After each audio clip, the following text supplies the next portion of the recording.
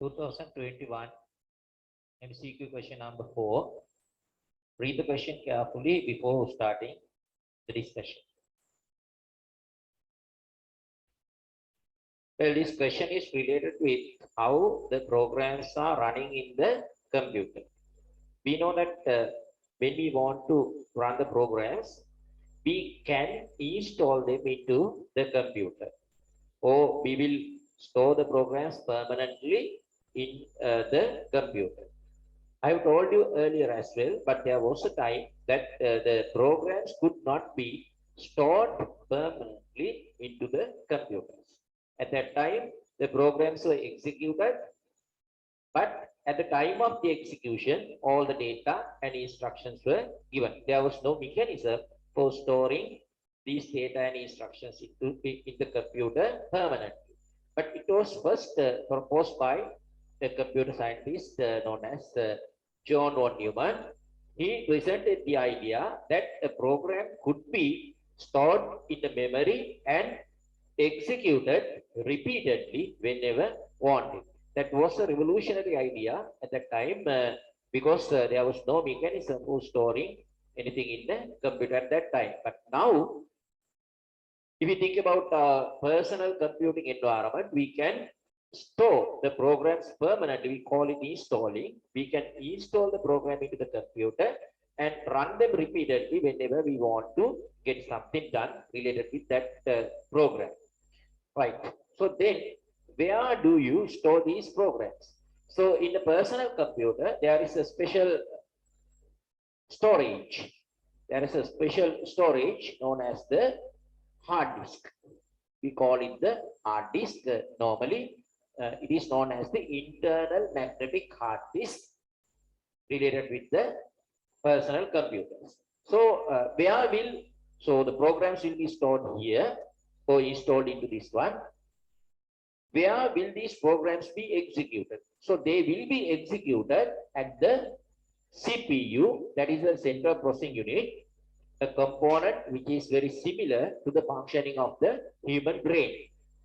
So all the executions will be carried out inside the CPU, and sometimes there are some other type of processing units known as a GPU, however, in the processing unit. So then one problem is the CPU cannot access the hard disk directly. So what happens is the operating system installed in the computer will copy the data and instructions from the hard disk or the secondary storage to a place known as the main memory. Main memory. So it is normally known as the random access memory or RAM. So sometimes in our syllabus we call it the primary memory. Primary memory. So CPU can access here into the main memory and take the instructions back to the CPU for execution. This process coming down to the main memory and taking the data and instructions back to the CPU is known as the fetching. Fetch. Carrying the instructions and data into the CPU is known as the fetch. Okay, so this is what really happens in the computer.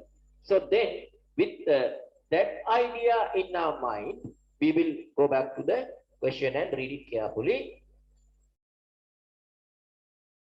Here is a question on display. So what does it say? To run a program, the program code is copied. So what is available in a program? So let's say the program is stored here. If we take a program like this, so what is in the program? There are codes. So codes are in, we can't see the codes when they are executed. These codes will be carried one by one, or instructions will be carried one by one to the CPU and be executed. So what is available in the program or a software are the programming codes or programming instructions. So to run a program, the program code copied from, so where will the program codes be copied from and to where? So programs are, we know, stored in the secondary storage. Secondary storage includes not only the hard disk, but there are some other type of storage devices, CD, DVD, and pen drive or flash memory, pen drive, and memory cards are there. So all these are magnetic tapes, and all these are the secondary storage devices. So these programs may be stored in any of these secondary storage devices mainly. So we store the computer programs in the hard disk. So these programs should be copied from this hard disk to the main memory first.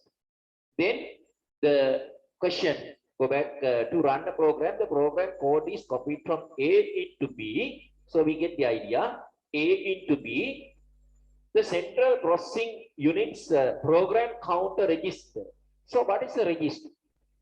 So I have told you earlier. So there are different kind of memories in the computer. So one such memory is the register memory. So that is the fastest memory available in the computer, register memory. Where it is located, the register memory is available in the CPU chip. It is a component of the CPU. CPU comprises CPU is made up of some components. One main component of the CPU is the memory register. That is a very small kind of memory. There are different type of memories. PC or the program counter is a special kind of register. So different registers store different type of details, so things. So what is stored in the program counter? So we know when you take the program, so we say that there are codes in the program. So this code will be stored in the memory. So let's say these are the codes there. So each memory block, so if this is the memory, each memory block has a specific address. So let's start it with 0, 1, 2, 3, 4, 5, etc.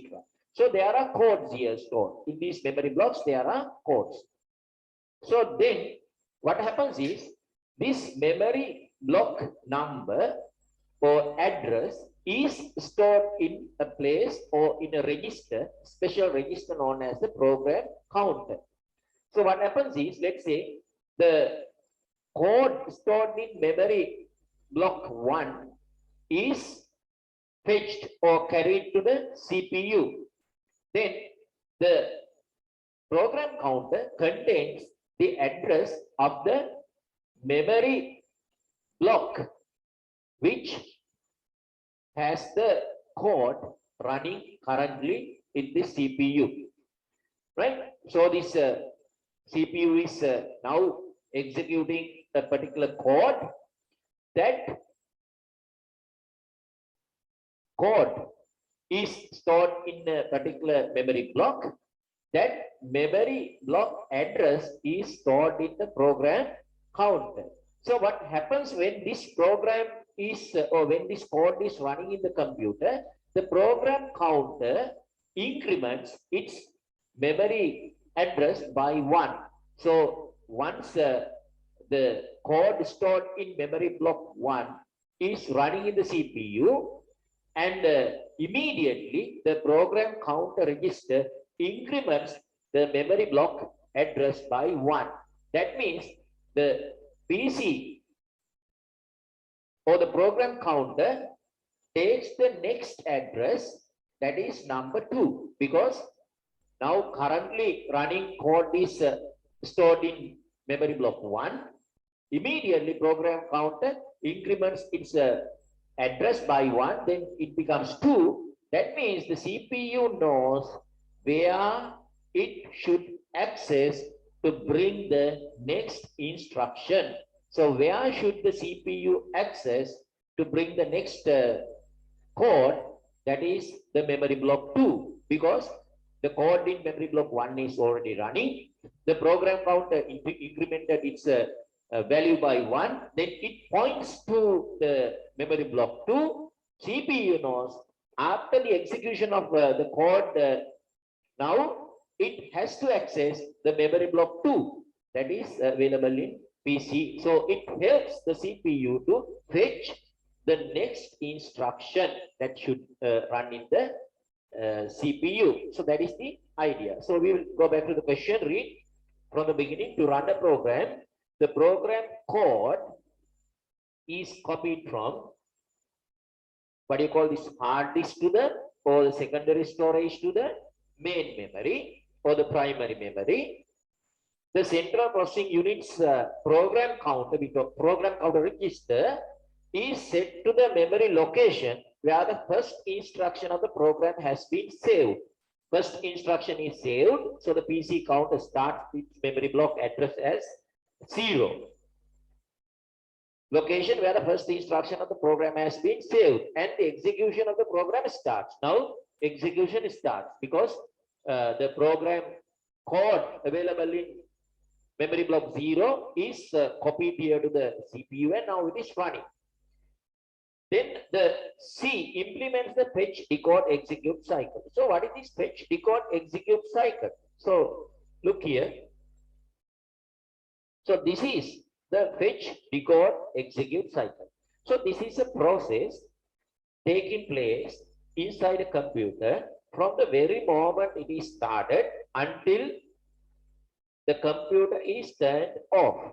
Continuously, fetch, decode, execute cycle or fetch, execute cycle is running inside the computer continuously. Remember that one, continuously it is running until the computer is turned off. Right? So what is fetch, execute cycle? So look at the diagram given. So you can see there is a place main memory. So that is the random access memory or the RAM or the primary memory. So you cannot store anything permanently in this memory. So soon after the power is lost or the electricity is lost, what is stored in the main memory will also be deleted or lost. So you store something temporarily in the main memory. So look at step 1. So in step 1, an instruction is fetched from the main memory to the CPU. Read the step 1, fetch instruction from memory. So one instruction is fetched to the CPU. Then to run that instruction, it should be translated into a machine understandable machine code, machine understandable command. So this translation is done by the CPU. Especially there is a special unit in the component inside the CPU known as the central what you call the control unit. So the control unit is responsible for translating the instruction into a command that can be understood by the CPU. So that is done. Step 2, decode the instruction into commands. So that is done by the central processing unit. Then after this translation, an instruction is translated into a command, then the command will be executed in another component of the CPU that is known as the ALU, arithmetic and logically. So that is the place where the instructions are or the commands are executed. Let's say arithmetic commands and the logical commands are all executed in the ALU. Right? Step 3, execute commands. So after the execution, a result will be generated. So this result will be stored back into the main memory or the random access memory. Step 4, store results in memory. So this is known as the fetch execute cycle or the fetch decode execute cycle. So this happens without stopping. This happens continuously from the very moment you start the computer until the computer is turned off. This is known as the fetch execute cycle. It never stops, right? So then we will go back to the question. Now to start from the beginning, to run the program code, so stored here in the secondary storage, either in hard disk, CD, DVD, pen drive, anything. Program code is copied from A into B. So we know that program code should be copied from the secondary storage to main memory. So look at all the 5 answers carefully. That idea of copying the program code from hard disk or the secondary storage to the main memory is given in the answer number 5. So see, we will replace these words with the blanks and read them.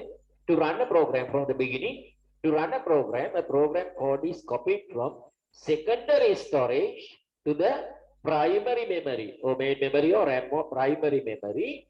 The central processing unit's program counter register is set to the memory location where the first instruction of the program has been saved and execution of the program starts. The program execution starts from the first instruction stored in the memory block 0. The C or CPU implements the fetch, decode, execute cycle. CPU implements the fetch, decode, execute cycle. So this is the answer for the question. Answer is answer number 5.